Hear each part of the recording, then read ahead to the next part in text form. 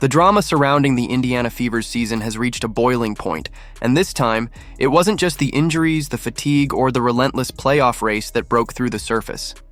It was an elbow that should have drawn a whistle, a review, a punishment, and accountability. Instead, it landed squarely across Lexie Hull's face, sent her crashing to the hardwood, and somehow, in one of the most baffling officiating blunders of the year, the foul was pinned on her.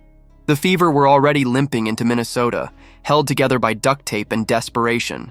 By the time the ball tipped, they weren't just short-handed, they were hollowed out. Caitlin Clark, their franchise star and offensive engine, still nursing a stubborn groin injury, had been missing for more than a month. Sophie Cunningham's season was already over after tearing her MCL. Sydney Colson was done with a brutal ACL tear. Aari McDonald shut down with a fracture in her foot. Khloe Bby ruled out with knee issues. It read less like a roster and more like an injury report from a war zone.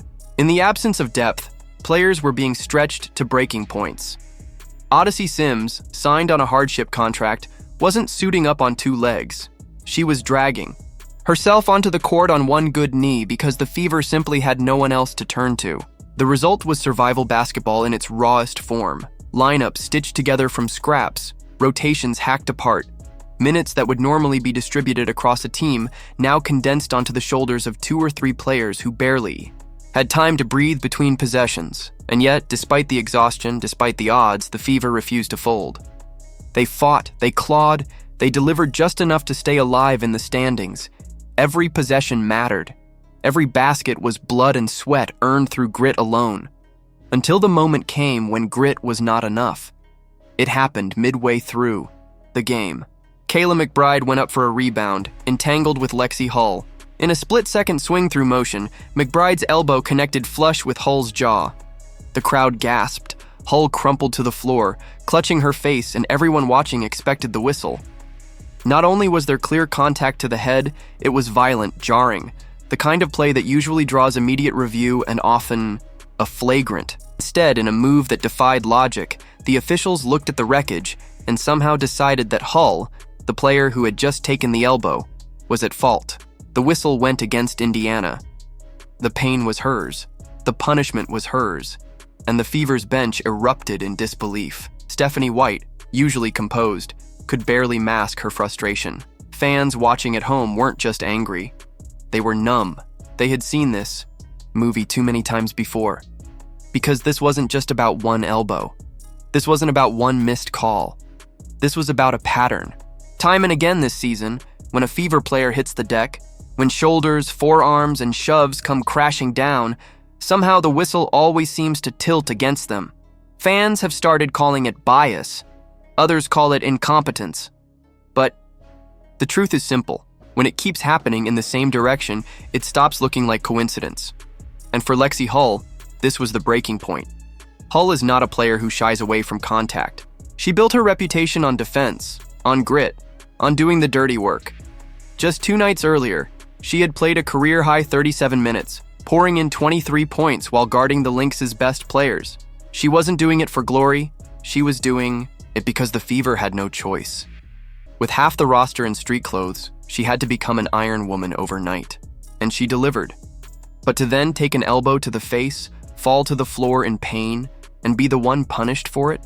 That wasn't just unfair, it was insulting. It was disrespect. Even the review, when it came, did little to correct the mistake. The officials adjusted the call, but not enough. McBride avoided any real accountability. Hull's face was red with frustration, her body bruised, but the scoreboard still tilted against Indiana. For her, and for the entire team, it was the clearest example yet of what they've been forced to endure. And afterward, she finally spoke out. Hull broke her silence, not with rage, but with honesty. She said what everyone already knew, but few were willing to say aloud. We put our bodies on the line every night. The least the league can do is make sure we're protected. She wasn't asking for favors. She wasn't asking for special treatment. She was demanding consistency. Call the game the same way for everyone. Protect the players equally, regardless of the jersey they wear. Because right now, Indiana is playing survival. Basketball without even the protection of the rule book. The injuries alone would be enough to derail a season. Kelsey Mitchell has been forced to take on an impossible workload, averaging near 40 minutes a night, carrying the offense on her shoulders. Against Minnesota, she dropped 26 points, slashing through traps, hitting contested jumpers, doing everything humanly possible to keep the Fever alive. But even her brilliance has limits. You cannot outrun exhaustion. You cannot shoot your way out of officiating bias. Meanwhile, the patchwork roster has been patched again and again. Aerial Powers signed late, immediately thrown into major minutes. Shaw Petty, barely in the building, delivered a shocking 16-point burst off the bench, a lifeline for a team on the verge of collapse. And Aaliyah Boston, as always, anchored the paint, battling double teams, absorbing shoves, still producing second-chance opportunities, even as her own body took blow after blow. It's not basketball anymore. It's trench warfare. And that's what makes the officiating so unacceptable. Physical play is part of the game. In the postseason, it becomes the norm.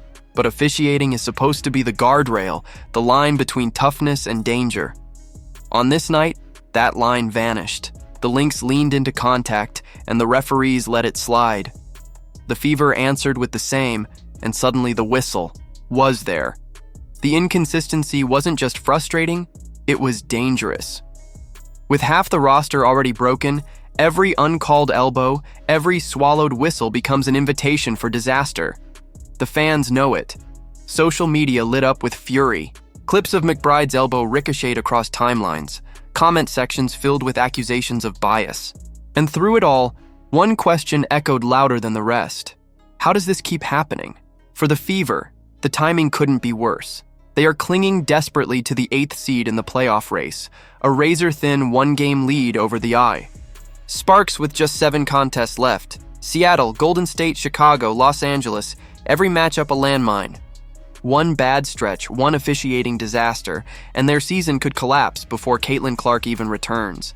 And Clark's return is the only hope this team has, because as much as Kelsey Mitchell has carried, as much as Boston has battled, as much as Hull has sacrificed, the truth is simple.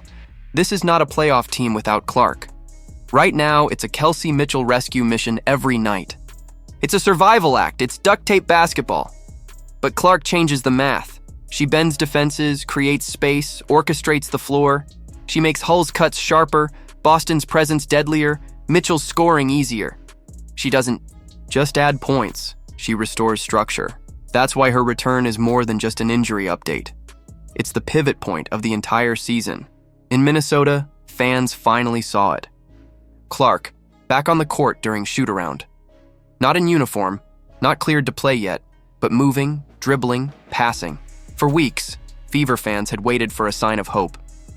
That moment was it. A lifeline in stormy seas. A reminder that this team isn't done yet.